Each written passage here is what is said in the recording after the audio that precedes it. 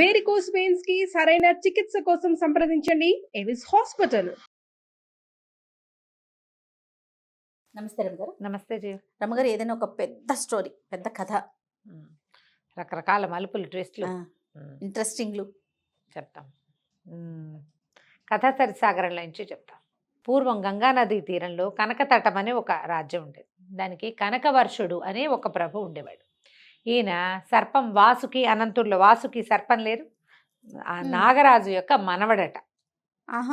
నాగరాజుకి భూలోకంలో పుట్టిన ఒక కుమారుడి యొక్క కొడుకు. ఇక్కడ రాజ్యం చేసేవాడు. ఆయన చాలా అందగాడట, ఎంత బాగుండేవాడు. అయితే ఒకసారి ఏమైందట, కోట బయట ఒక చిత్రకారుడు ఒక కాగితం అంటించాడు, ఒక మన ఫ్లెక్సీ లాంటిది పెట్టాడు.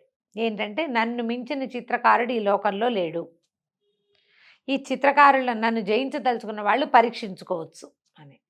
అయితే ఆ బయట ఉన్న సైనికులు, వాడు ఎవడో తెచ్చి ఒక ఫ్లెక్సీ పెట్టాడండి, ఇలా రాశాడు అనేసరికల్లా అతన్ని తీసుకురమ్మన్నారు. తీసుకురమ్మంటే రోలదేవుడు అతని పేరు, చిత్రకారుడి పేరు. అయితే రాజుని దర్శించగానే అతను ఏమన్నాడంటే, అయ్యా, అవజ్ఞతోటి కాదు, నేను మిమ్మల్ని దర్శించాలంటే నాకు సులువైన మార్గం ఇదే కనపడింది, అందుకని నేను ఇది ఇలా పెట్టాను, అంతేగాని ఇక్కడ మీ రాజ్యంలో ఉన్న చిత్రకారుల్ని ఛాలెంజ్ చేయటం నా ఉద్దేశం కాదని మర్యాదగా చక్కగా రాజుతో వినయంగా మాట్లాడాడు. మాట్లాడితే, సరే మీరు మంత్రులు వాళ్ళంతా ఏమన్నారంటే, నువ్వు చిత్రకారుడు అన్నావు కదా, మా రాజుగారి బొమ్మ వెయ్యి అనేసరికల్లా సరే సరంజామా అంతా అతను ఏదో సంచిలో కొని తెచ్చుకున్నాడు. ఒక పెద్ద పటం పట్టుకొచ్చారు. రాజు చాలా అద్భుతమైన అందమైన వాడు, ఎంత బాగున్నాడో ఆయన, మన్మధుడిలాగా ఉంటాడు, చాలా పెద్ద పర్సనాలిటీ, చాలా అద్భుతమైన కళ్ళు, చాలా చక్కటి ముఖం, అసలు ఆయన ఓవరాల్గా చాలా అందం. మొత్తం పిక్చర్ వేసాడు.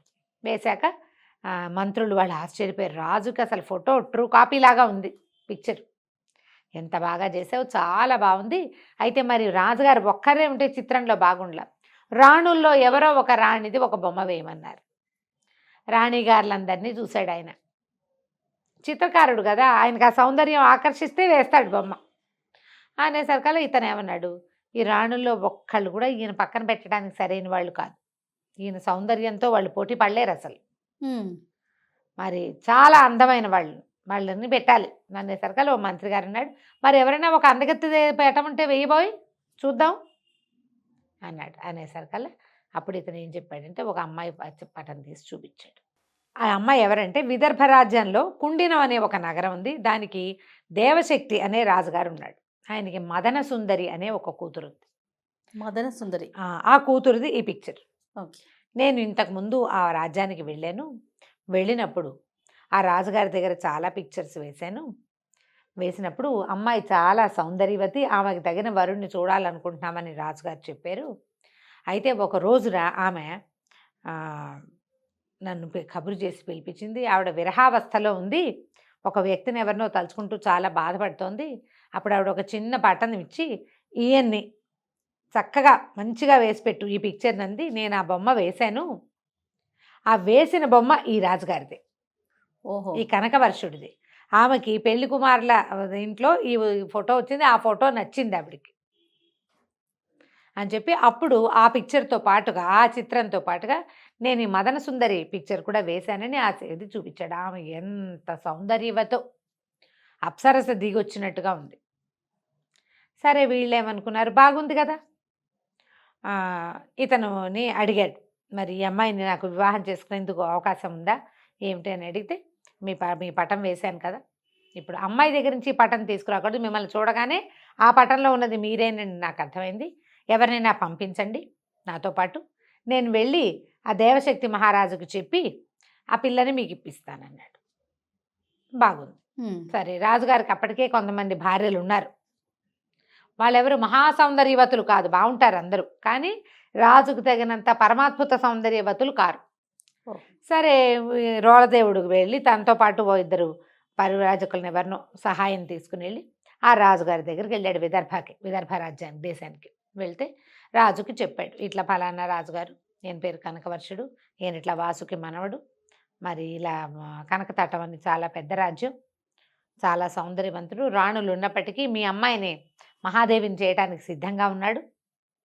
ఆయనకు అనురూపమైన సౌందర్యవతి కాబట్టి చూడండి అని చెప్పేసరికి ఆయన అన్నీ విచారించుకుని సరే మా పిల్ల నుంచి పెళ్లి చేస్తామని మళ్ళా కబురు చేశారు. మన కనకవర్షుడు పోయి అక్కడికి వెళ్ళి చక్కగా భార్యని ఆవిడని పెళ్లి చేసుకుని తెచ్చుకున్నాడు. కొద్ది రోజులు 10 రోజులు అక్కడ ఉన్నారు. వివాహం అయిన తర్వాత ఆమెతో ఎంత బాగానో ఉండేవాడు. చాలా కాలం కలిసి ఉన్నారు.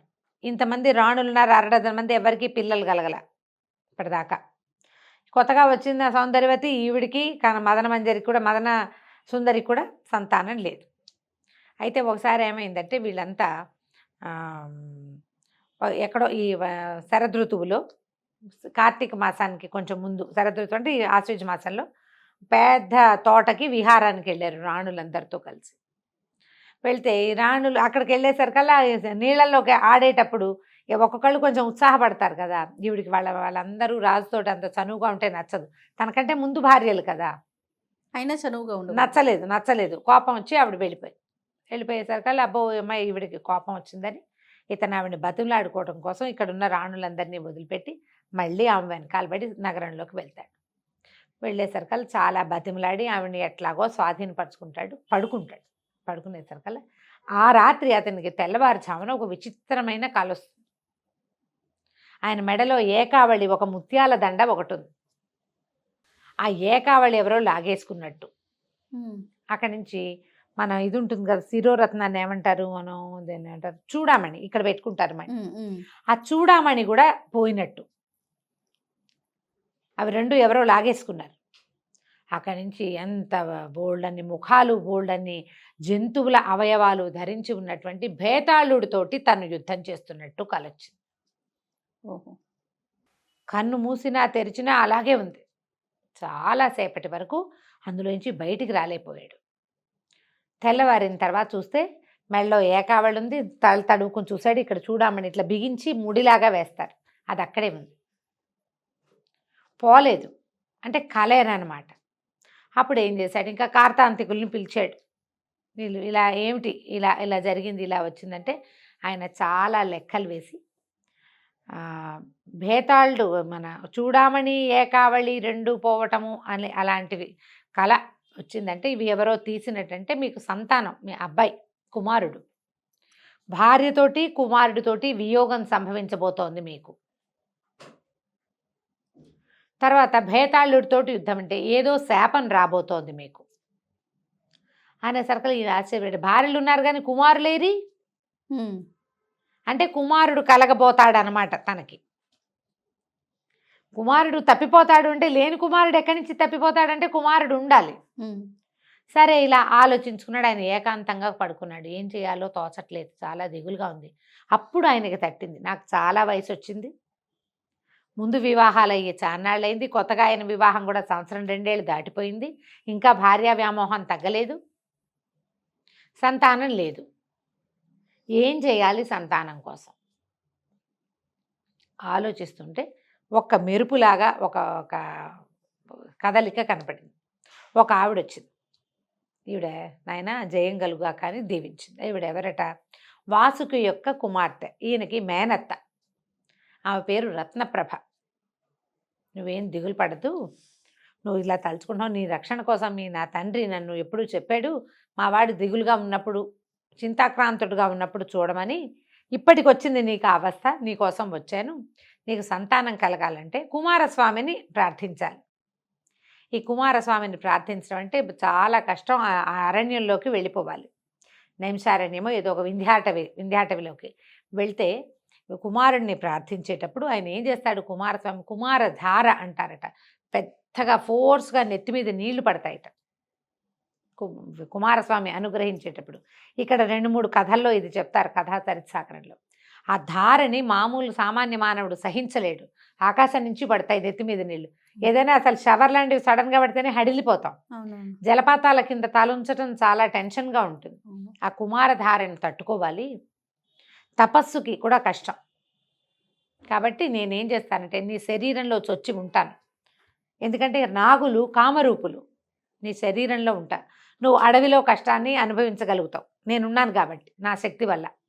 కుమారధారని కూడా సహించగలుగుతావు, కుమారస్వామిని ఒక కుమారుణ్ణి ఇవ్వమని కోరుకో, నీకు పుత్ర సంతానం కలుగుతుంది అని చెప్పేసరికి ఈయన వెంటనే సరే అనుకుని సంతానం కోసం తన తపస్సుకు వెళ్తున్నానని చెప్పి తన రాజ్యాన్ని భార్యలని అన్ని మంత్రులు కట్టుదిట్టం చేసి మంత్రుల చేతిలో పెట్టి కాలినడకన వింధ్యాటవికి బయలుదేరాడు.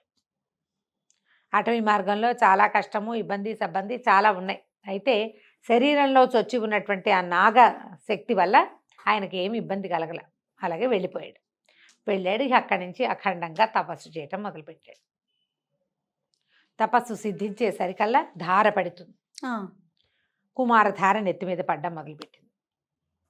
పైనుంచి నీళ్లు పడిపోతున్నాయి. అయితే ఈ లోపల ఉన్న నాగుల యొక్క సహన శక్తి వల్ల పడగలు బలంగా ఉంటాయి కదా, ఆ దీనివల్ల ఇతను అలా నిలబడి ఆ శక్తి ఆ నీటిని తట్టుకున్నాడు. కుమారస్వామి విపరీతమైన పరీక్షలకి గురి చేస్తాడని చెప్తారు. ఈ కథల్లో అట్లా కనపడుతుంది అనమాట. తన అన్నయ్య అయినటువంటి గజాననుని ప్రోత్సహించాడు, వీడిని టెస్ట్ చేయమని భక్తుడు. చేయమంటే ఈ తపస్సు చేసుకుంటున్న వాడి దగ్గరికి పెద్ద మహానాగం ఒకటి, ఒక పెద్ద సర్పం ఫుత్కారం చేస్తూ వచ్చింది. ఈయన సర్పానికి కూడా భయపడలే. ఎందుకంటే లోపల సామాన్య మానవుడే అయితే భయపడతాడు. అవును, మనం ఒక తల పామును చూసి ఉలిక్కి పెడతాం, 10 తలల శేషుణ్ణి చూస్తే హడిలిపోతాం కదా. కానీ అతను హడలలా లోపల ఉన్న నాగశక్తి వల్ల. అక్కడి నుంచి వినాయకుడు పరీక్షని పెంచి తానే స్వయంగా గజరూపాన్ని దాల్చి ఎదురు రొమ్ములో కుమ్మేసేట. అయినా సరే తగ్గలేదు. నేను వెనక్కి వెళ్ళక తనకి పరీక్షలు సంభవిస్తున్నాయని తెలుసుకుని నన్ను కరుణించమని వినాయకుడిని కూడా ప్రార్థించాడు. దాంతో వీడు గట్టి భక్తుడేనని సర్టిఫికెట్ ఇచ్చేసి వినాయకుడు వెళ్ళిపోయాడు. కుమారస్వామి చాలా సంతోషంగా ప్రత్యక్షమయ్యాడు. కుమారుడు అంటే బాలుడు కదా, బ్రహ్మచారి. నేను ఆ బ్రహ్మచారి స్వరూపంలో ప్రత్యక్షమై, ఏమిటి నాయనా నీ కోరిక అంటే, నాకు ఒక ఇట్లా చాలామంది భార్యలు ఉన్నారు, కుమారుడిని ప్రసాదించు, నా రాజ్యానికి ఉత్తరాధికారి లేడు అని ప్రార్థించాడు. ప్రార్థిస్తే తప్పకుండా నా దయ వల్ల నీకు కుమారుడు కలుగుతాడు అని చెప్పి వెళ్ళిరమ్మన్నాడు. వెళ్ళిరమ్మంటూ కుమారస్వామి ఏమన్నాడు, ఆయన ఆ వింధ్యాటవిలో ఒక దేవాలయంలో ఉంటాడు, లోపల ఉన్నాడు ఒక భవనంలో.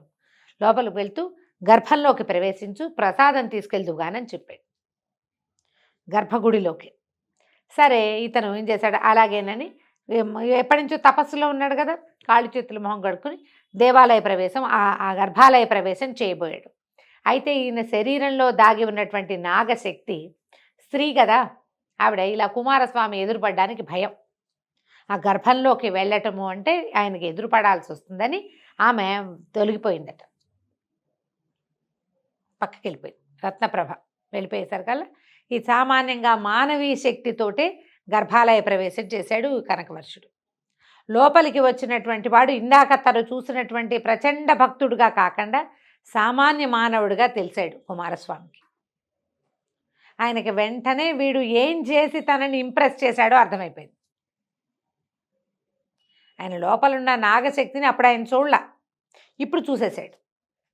చూసేసి, నువ్వు కపటం చేసావు కాబట్టి, ఏ కోరికతోటి నువ్వు నా దగ్గరికి వచ్చావో ఆ కుమారుడు ఏ మహాదేవి యందు నీకు సంతానం కలుగుతుందో ఆమె నీకు దూరం అయిపోతారు అని శాపం ఇచ్చాడు. ఇచ్చేసరికల్లా ఇతను భయపడి పాదాలు పట్టుకున్నాడు, నన్ను రక్షించు, కరుణించు, ఇట్లా ఆవిడ నా మేనత్తే, నాకు ఇలా సహాయం చేసింది అని చాలా బతిమలాడాడు. బతిమలాడితే ఆయన ఏమన్నాడు, సంవత్సరం పాటు వియోగం తప్పదు, భార్యా వియోగం పుత్ర వియోగం తప్పవు, అయితే ఏడాదికి పరిమితం చేస్తున్నా, 3 మరణగండాలు తప్పించుకుంటేనే నువ్వు వాళ్ళని చేరగలుగుతావు అని చెప్పాడు. ఇది ఇప్పుడు ఏకావళి చూడామణి పోయినాయి. ఏకావళి అంటే భార్య, చూడామణి అంటే కొడుకు, వీళ్ళు మిస్ అయిపోతారు. బేతాళుడితో యుద్ధం చేస్తున్నట్టదేమో ఇలా 3 మరణగండాలు. ఇంకేం చేస్తాడు, పరమ దుఃఖంతో బయటకు వచ్చాడు. సంతానం కలుగుతుంది, కానీ భార్య కుమారుడు ఏమవుతారో, కుమారస్వామి చెప్పిన మాట తప్పుతుందా, దుఃఖంతో ఇంటికి వచ్చాడు. కానీ కొంతకాలానికి ఈ మహాదేవి అయినటువంటి అమ్మాయి మన మదన సుందరి గర్భవతి అయింది. ఎంతో సంతోషంగా పురజనులంతా కలిసి ఆవిడకి సీమంతాలు ఉత్సవాలు అన్నీ జరిపించారు. పుట్టింటి వాళ్ళు వచ్చారు, సవతులంతా సంతోషించారు.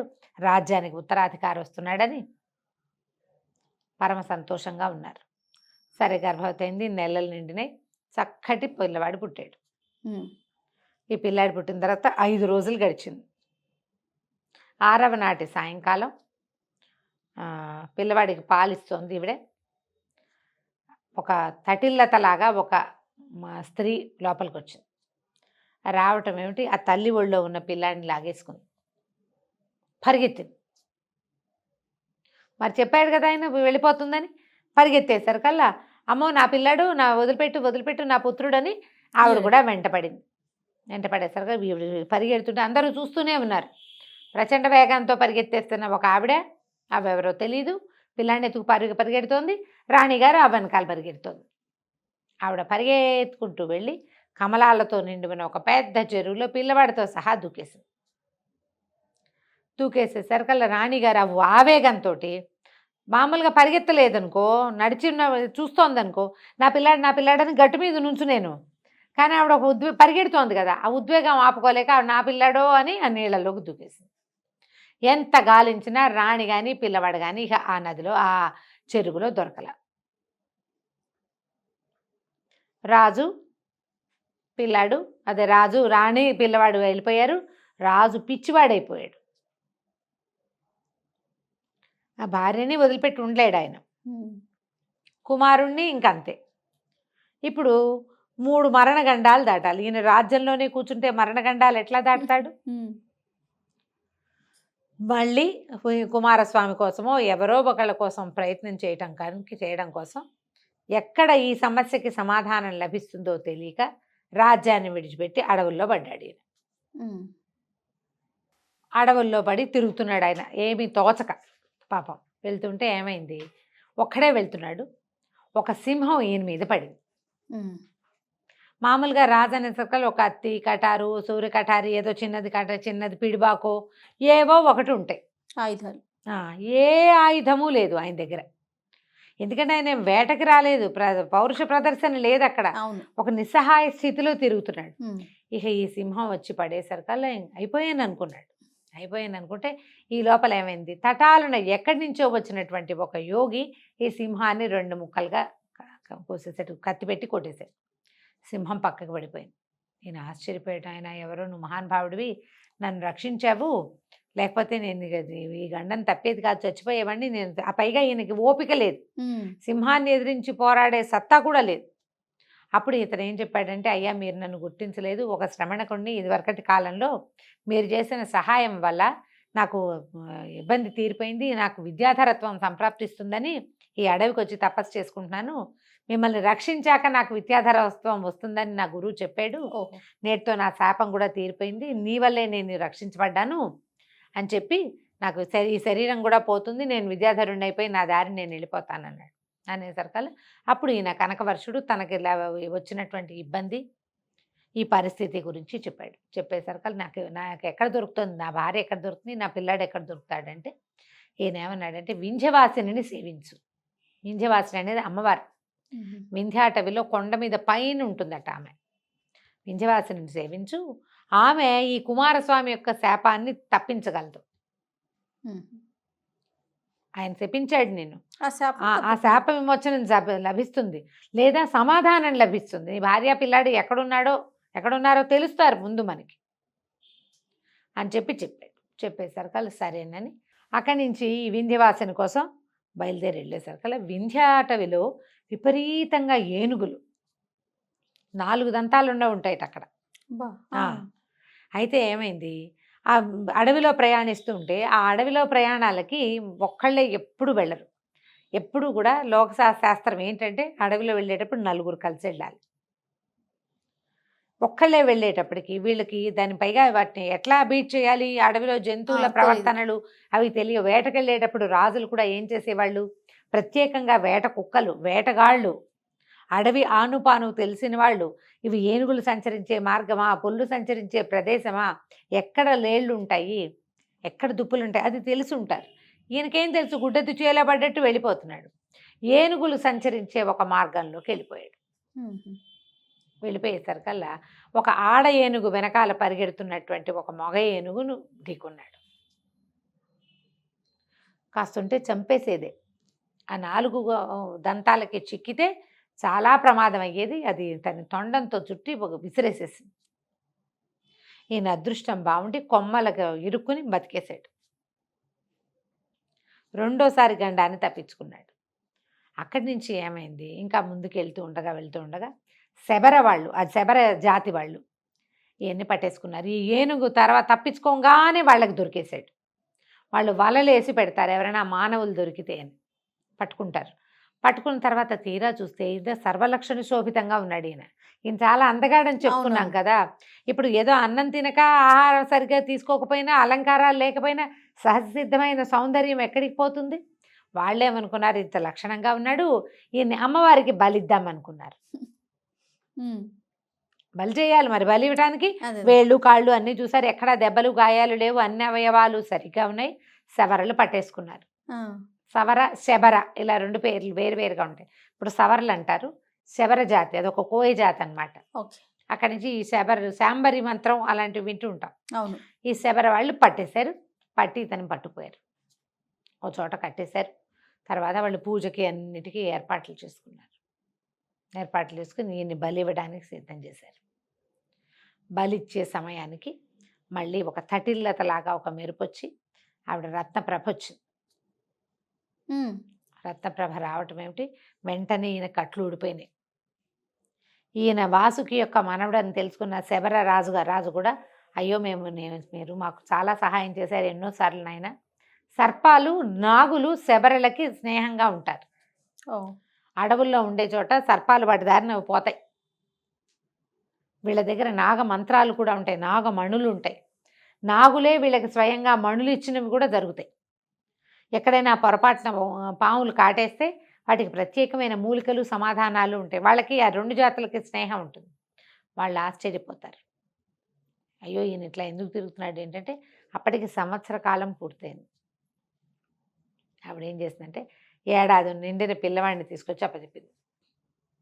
మదన సుందరిని కూడా తీసుకొచ్చింది. ఇది సంవత్సర కాలం అని నాకు తెలుసు, నీ పిల్లాడిని నీ భార్యని నా సంరక్షణలో ఉంచుకున్నాను. వీళ్ళు ఎక్కడికో అయిపోయే బదులు ఇప్పుడు నా వల్లే నీకు ఈ శాపం వచ్చింది. సంతానం ఈవిడ వల్లే కలిగింది పాపం, అదే. కానీ ఆవిడ శక్తి ఉండటం వల్లే కుమారస్వామికి నచ్చలేదు. మనిషి తన తపోబలంతో తనని జయించాలని కోరుకుంటాడు భగవంతుడు, దానికి దైవశక్తి తోడవకూడదు. మానవుడు తన భక్తితోటే సాధించాలి. దాంతో మళ్ళీ భార్యని కుమారుణ్ణి ఈయనకు అప్పచెప్పింది. ఈయన వాళ్ళిద్దరిని తీసుకుని పరమ సంతోషంతో మళ్ళీ తన ఊరికి చేరుకున్నాడు. కనకవర్షుడు చక్కగా కుమారుడికి చక్కగా ఇంకేదో వర్షుడు పెట్టారు, ఏం పెట్టాడో గుర్తులేదు, ఏమిటో మర్చిపోయాను, స్వర్ణవర్షుడు అలాంటిది ఏదో ఒక పేరు పెట్టి పిల్లాడిని పెంచుకున్నాడు. ఆ తర్వాత మిగిలిన రాణులకు కూడా సంతానం కలిగింది. తర్వాత కాలంలో ఆయన చాలా సుఖంగా సంతోషంగా ఉన్నాడు. ఏడాది పాటు ఆయనకు వచ్చినటువంటి ఈ శాపాన్ని తన మేనత్త సహాయంతో గడిపేసుకున్నాడు. 3 గండాలు జయించాక భార్యా కుమారుడు లభించారు. కథ కంచికి మనం ఇంటికి. నమస్తే.